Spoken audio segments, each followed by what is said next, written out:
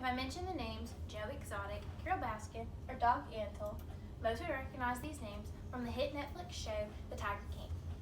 While I myself watched this show through its entirety to gain a little more insight on the exotic animal world, the thing that most caught my eye was not only the big cats, but their hypocritical styles of life.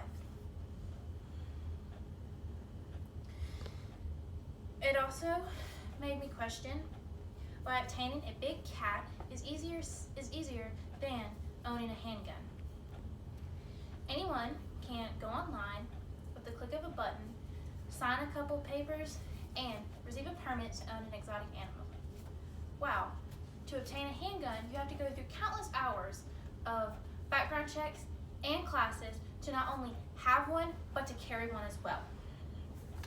I believe that the average person should not be allowed to purchase and or sell any exotic animals with the click of a button. What is an exotic animal, you may ask? Is it anything but an ordinary cat or dog? Is it a cow? According to Leanne McLeod, a vet by day, blogger by night, says that an exotic animal is any animal that has gained the interest of the public as pets through the black market. This includes anything from reptiles to big cats to monkeys to birds and to other small marsupials. Through my entire research speech, I've learned more about what it takes to not only obtain an exotic animal, but what goes through an exotic animal's life.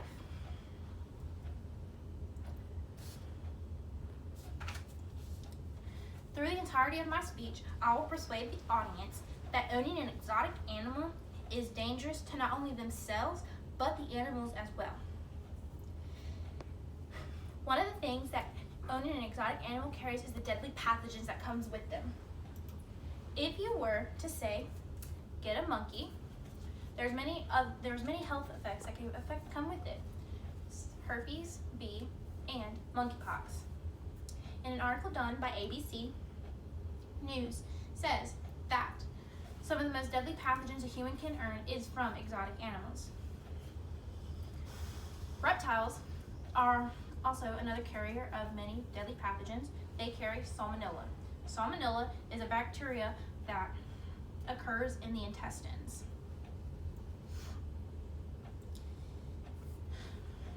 Other deadly ones to humans include SARS, which is severe acute respiratory syndrome, and Asian bird flu.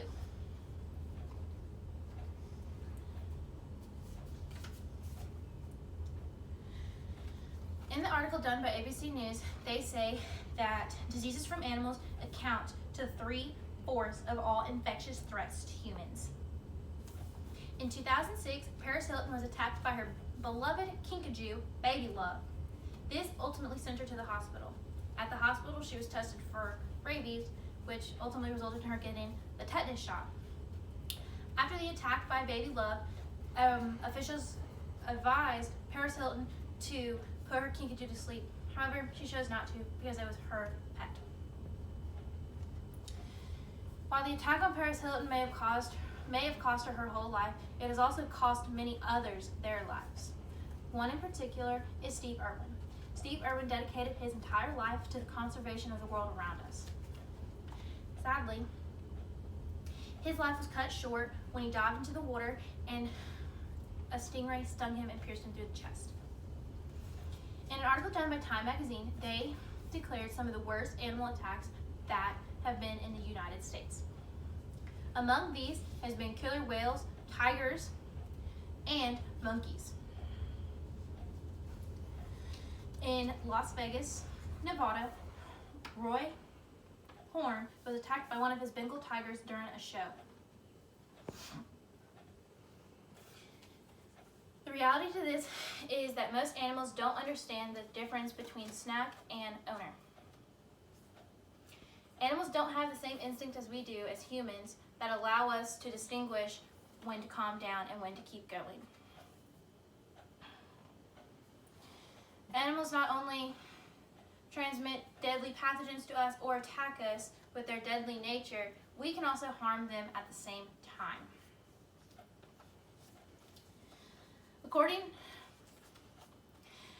Throughout my speech, I've mentioned many ways why people should not be allowed to own exotic pets.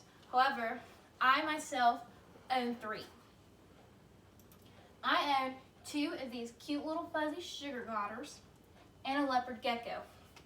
Before obtaining my leopard gecko approximately 4 years ago, I took countless hours and tons of research before I decided to get one. I wanted to make sure that not only I was best suited for getting an animal, but that I was going to be allowing this animal to come into a steady home.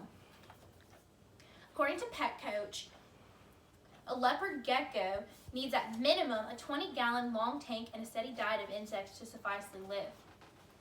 As easy as this may sound, most animals don't get this luxury. Most of them are shoved into cages and practically left there to die before they're even given a tad bit of love. While watching the show Tiger King, Joe Exotic, Carol Baskin, and Doc Antle all mentioned countless times how they loved their big cats. However, standing behind them were the big cats locked in cages. And countless times, all 3 of them mentioned that they provide at minimum care for them. They may have said throughout it that they provided the best care for them, but sometimes that wasn't always the case, as you've seen in the background of many of the cameos. In conclusion, I hope that people not only understand the deadly pathogens and attacks that animals have, but that it doesn't take just anybody to own one. It takes a special kind of person to have the desire or the ability to care. If at any point of your life where you feel like you might want one of these, always take in consideration that it's not you at stake. It's not always you at stake. It's the animals as well. Just because they may seem cute and fuzzy doesn't mean they always are, or that they aren't carrying something that can kill you at the same time. Think twice before you make your actions. And remember, animals over yourself sometimes if it's necessary. Thank you.